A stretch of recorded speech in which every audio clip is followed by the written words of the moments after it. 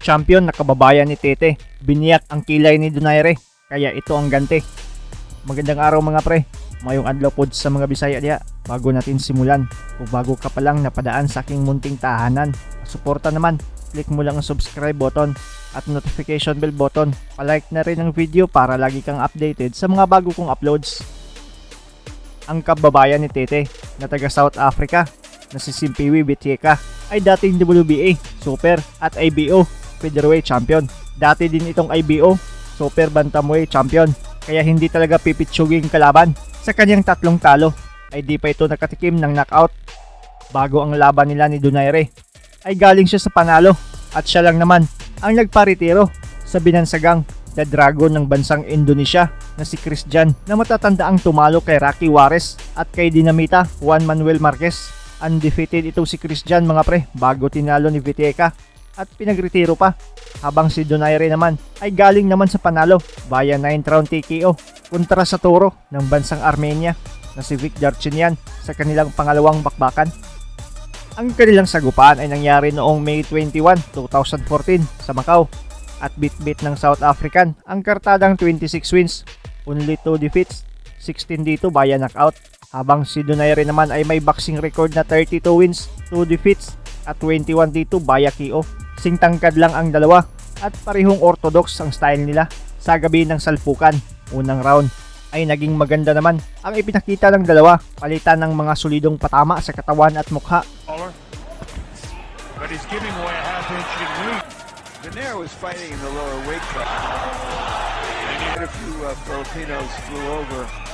Well, the Philippine... Matapos ang unang round ay napaluhod ang ating kababayan dahil pala ito sa banggaan ng ulo. Mas matigas ang ulo ni Betieka kumpara kay Donaire dahil nabiyak nito ang kilay at napadugo ng husto. We don't hear the bell, so that was definitely after, because I heard the bell and I looked down at my score sheet and I didn't see this, so he caught him. But it didn't look like... Second round, patuloy ang laban kahit duguan ang ating kababayan. Ilang ulit pa nangyari ang banggaan ng kamao ay ulo na nagpalala sa sugat sa ulo at nagpadugo ng husto kay Nonito. If the referee didn't see who... And there isn't, then how... Scenario that was going to be a technical knockout victory. They stopped this fight. And again, the head's...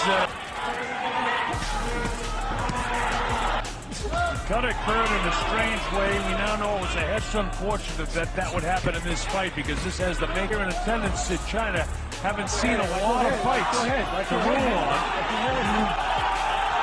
It appears to have been a normal place. You know, Donaire does not have a reputation as...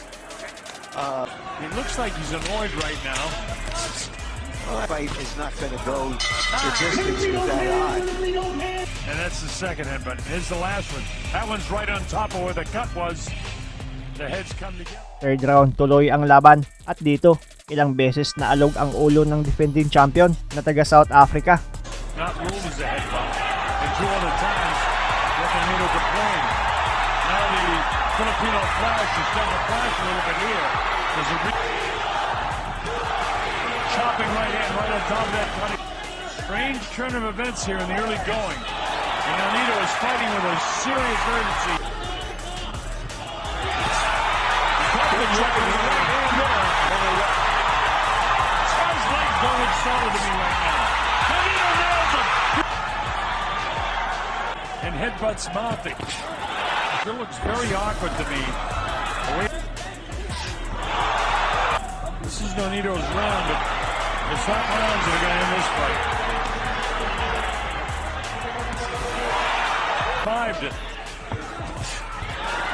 Caught him with another good right hand again, did Nonito. That ends the third round. That's Nonito. And in the case of that, it would be a technical. It wouldn't be a technical knockout. It would just be a... Fourth round, mas tumatama na ang kamao ni Betieka dahil si Donaire ay di na masyadong makakita gamit ang kaliwang mata dahil na rin sa dugo na bumabara.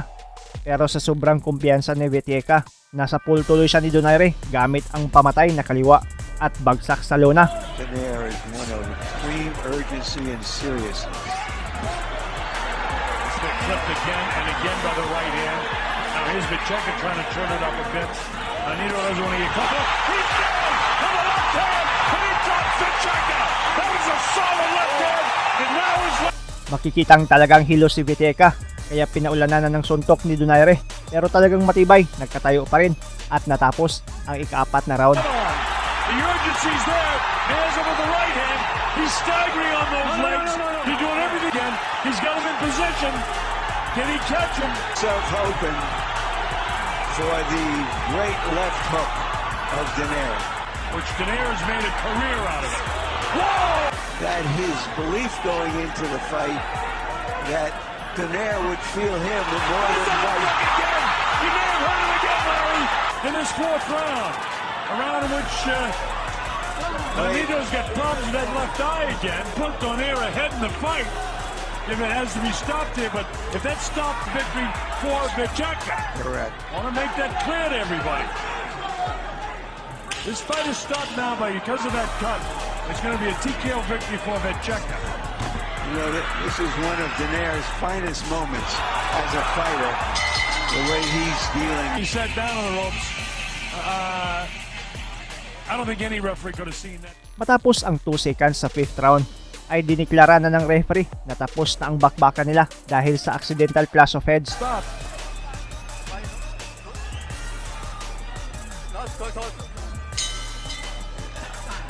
This whole fight has Is been this fight over? mishandled. Or is this Dahil dito, ang final decision ay base sa scorecards ng mga hurado. Lamang si Donaire sa 3 scorecards ng mga hurado at tinanghal na bagong WBA Super World Featherweight Champion via 5th round technical decision. Anong masasabi ninyo sa labang ito mga pre? Ang inyong komento, suhestyon at reaction ay welcome na welcome sa baba. favor of the winner by way of unanimous technical decision.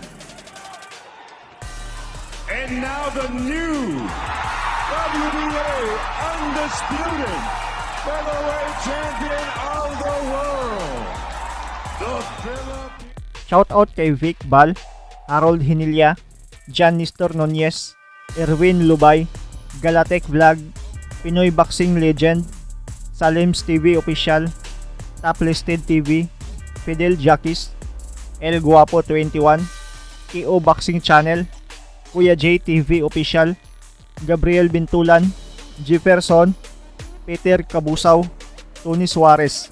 At mga pre, pakisuportahan na rin ang YouTube channel ng aking mga kaibigan na sina Boy Aztec PH, Usapang Sports, Philippine Sports History. Gumagawa din sila ng mga video na siguradong magugustuhan ninyo. Maraming salamat sa panonood at suporta mga pre. As always, amping permi.